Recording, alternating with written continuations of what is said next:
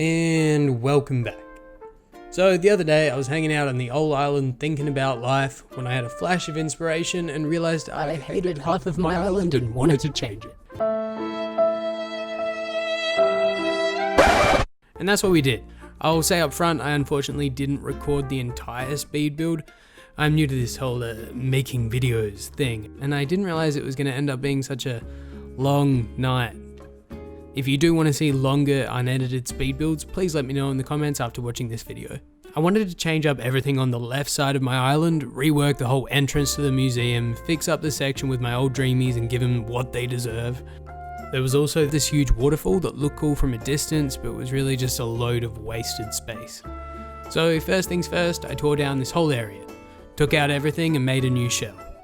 The villager area, I didn't catch the terraforming, but I'll show you the whole section at the end of the video. After I'd organised a vague layout, it was time to get to work. I built a 3 square wide bridge going across to the museum, took out one staircase on the ground floor, and then started making the lake.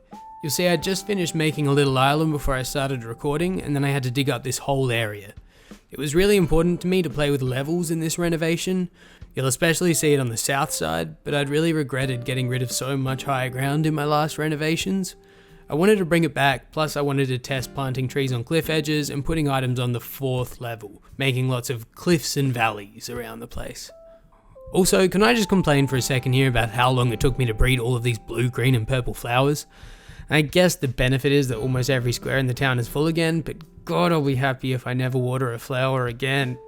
But blue and green are the favourite colours and hydrangea is the favourite shrub, so we were sticking with it no matter what. I had to make sure that this whole area underneath the bridge was completely filled in. I wanted basically the whole left section of the map to be elevated by at least one level going all the way out to the beach, except for the lake area outside of the museum that was obviously going to be on the ground level. You may have also noticed I renamed the channel. If you were one of the OGs who saw my lack of creativity firsthand, welcome to a new age. It was important to me that my name didn't imply I was only going to be playing Animal Crossing forever, because I will be playing a few other games, and on that, I just got Last of Us 2. I know, very different from Animal Crossing, but the first one's probably my favourite game of all time. I'll be uploading Animal Crossing videos in between other games, it's still going to be my main jam for a while. Anyway, I knew I wanted the lake to continue from the right side of the bridge, but I realised I could keep a little valley going through to the river from my house's backyard. I'm going to skip basically all flower moving and planting in this video because that was one of the biggest time sinks and definitely the most boring thing to watch. Plus, I am not entertaining enough to talk for 30 minutes. But once I'd sorted the outline of the valley, I put a majority of the right side lake in.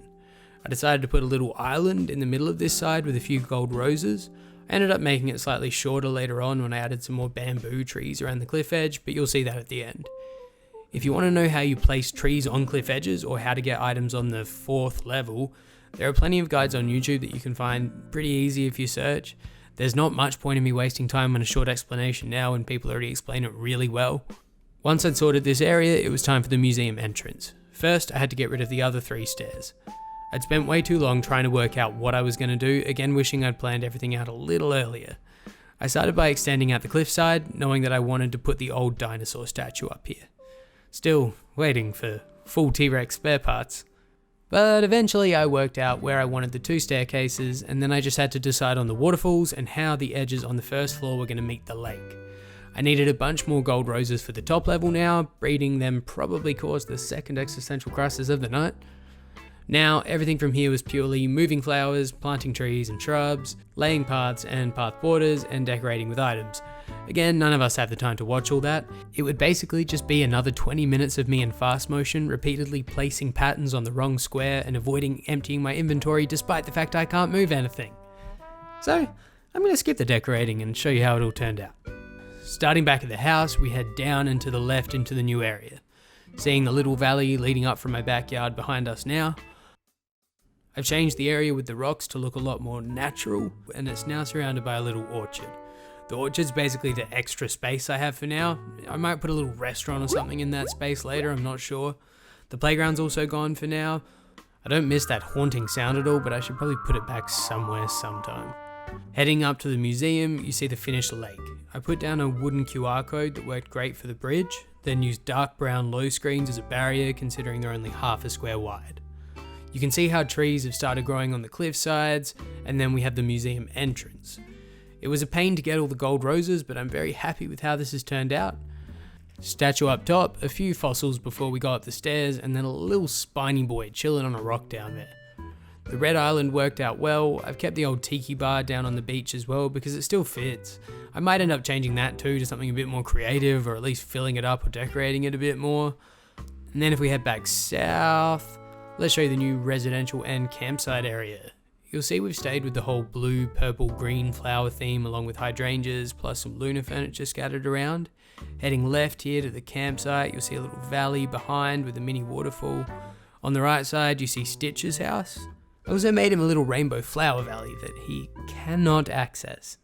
Just beneath his house, we have Goldie. Her yard is filled by this huge gold heart that took an amount of time I've already complained about, and then we head back over to the right. A couple of raised areas here, and then if I go forward, down to the front, you'll see where it meets the entrance to the island. Probably a little adjusting to do here still, but I really like how it's looking. Head back up, you've got a little valley on the left, and then a staircase going up to Lucky's house behind it. Little garden for him, and then Unca's house above his with the same size little garden. Next to their houses, I've put a little zen area with some lunar furniture and zen cushions. I also did the 4th level glitch up here along with the cliffside tree glitch to get this little additional area. I kept it really small because I'm terrified of it being patched and items getting stuck. This way, I know Island Cleanup will be able to clear the area if I'm ever unable to get up again because something gets updated. And that brings us to the end of this little renovation, speed build, partial island tour, what have you. If you haven't seen the rest of my island, I've already uploaded an island tour video that I'll link down in the description. Also, update if you saw my last video about getting Raymond and Judy. Yeah, he still lives in a barn house. Again, if you wanted to see longer speed builds like this one, but with the entire footage, just let me know in the comments and I can give a short commentary, then leave the full video for you all to watch after. Anyway, please like this video if you enjoyed it, subscribe for more content, and I'll see you very soon.